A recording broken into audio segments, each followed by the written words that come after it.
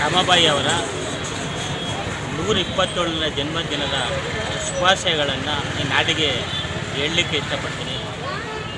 ತ್ಯಾಗಮೂರ್ತಿ ರಮಾಬಾಯಿ ಅವರು ಬಾಬಾ ಸಾಹೇಬ್ ಅಂಬೇಡ್ಕರ್ ಅವರ ಧರ್ಮಪತ್ನಿಯಾಗಿ ಈ ದೇಶದ ಒಂದು ಸಂಘರ್ಷಮಯ ಬದುಕಿಗೆ ಆಧಾರವಾಗಿ ನಿಂತಹ ರಮಾಬಾಯಿ ಅವರು ಬಾಬಾ ಸಾಹೇಬ್ ಅಂಬೇಡ್ಕರ್ ಅವರು ಕೈಗೊಂಡಂತಹ ಈ ದೇಶದ ಎಲ್ಲ ಹೋರಾಟದ ಹಿಂದಿನ ಒಂದು ದಿಶಕ್ತಿ ಅಂದರೆ ಅದು ಮಾತಾ ರಮಾಬಾಯಿ ಅವರು.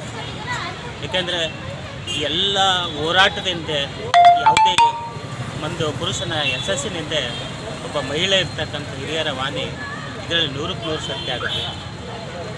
ಏಕೆಂದರೆ ಎಂಥ ಕಡುಬಡತನದಲ್ಲಿ ಮತ್ತು ಮಕ್ಕಳನ್ನು ಸಲಹಬೇಕಾದಂಥ ಸಂದರ್ಭದಲ್ಲಿ ಬಾಬಾ ಸಾಹೇಬ್ ಅಂಬೇಡ್ಕರ ವಿದ್ಯಾಭ್ಯಾಸಕ್ಕೆ ಅಥವಾ ಅವರು ಒಂದು ಈ ಸಮಾಜದ ಸಾಮಾಜಿಕ ಹೋರಾಟದ ಹಿನ್ನೆಲೆಯಲ್ಲಿ ಅಥವಾ ಯಾವುದೇ ರೀತಿಯ ತೊಂದರೆ ಕೊಡ್ತಾನೆ ಬಾಬಾ ಸಾಹೇಬ್ ಅಂಬೇಡ್ಕರ್ಗೆ ಅವರ ಎಲ್ಲ ಒಂದು ಗುರಿಗಳಿಗೆ ಸಹಕಾರವಾಗಿ ನಿಂತಹ ಸಹಧರ್ಮಿಗಳು.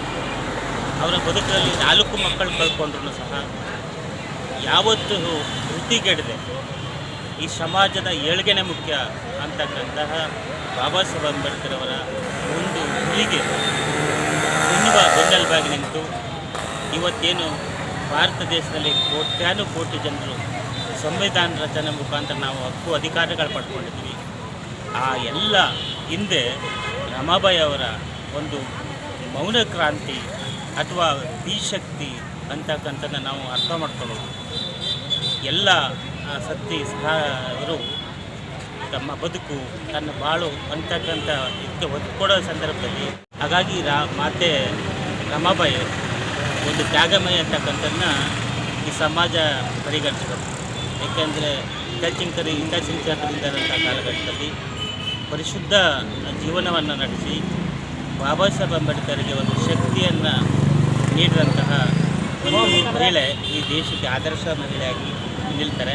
ಹಾಗಾಗಿ ಇಡೀ ಜಗತ್ತಲ್ಲಿ ಒಬ್ಬ ಮಹಿಳೆಗೆ ಥಾಟ್ಸ್ ಪಾಕಿಸ್ತಾನ ಅಂತಕ್ಕಂಥ ಪುಸ್ತಕವನ್ನು ಬರೆದು ಬಾಬಾ ಸಾಹೇಬ್ ಅಂಬೇಡ್ಕರ್ ಅವರು ರಮಾಬಾಯಿ ಅವರಿಗೆ ಅರ್ಪಿಸ್ತಂಥ ಒಂದು ವಿಶ್ವ ದಾಖಲೆ ಇದೆ.